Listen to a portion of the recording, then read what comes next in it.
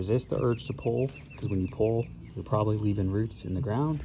And when you leave roots in the ground, they're gonna form more roots and the plant's gonna spread.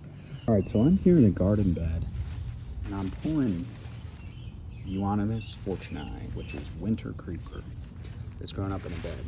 And my number one tip when dealing with Wintercreeper and other vines in a bed is resist the impulse to just pull the vines out of the ground. And instead, try to gently get to the root of the vine and then cut the vine and treat it.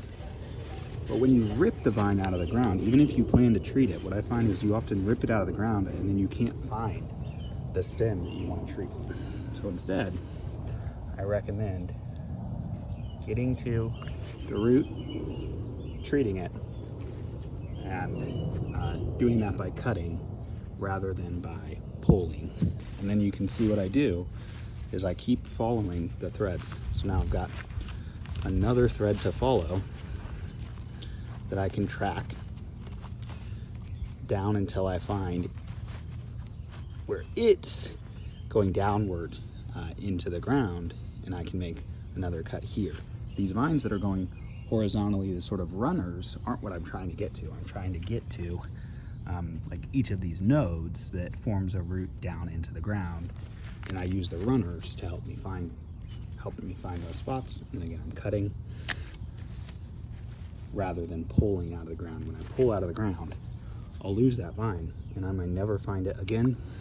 You also can try to dig it all the way out, and sometimes you can get down and get all those roots out. But you gotta be careful with things like Wintercreeper. They grow by rhizome. And if you leave any fragment of that root system in the ground, then it can actually resprout. And so that's why I like to find the stumps, cut them, and treat them so that that systemic herbicide that I'm applying can actually eradicate the plant under the ground. Let it die in the ground rather than, you know, going on a goose hunt trying to catch every single fragment of root and inevitably, you know, missing some. Here you can see this big network of roots.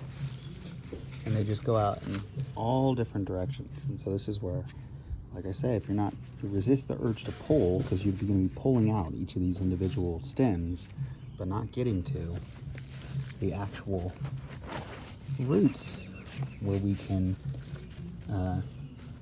try to cut and do that targeted treatment so that this whole network of vines dies in the ground.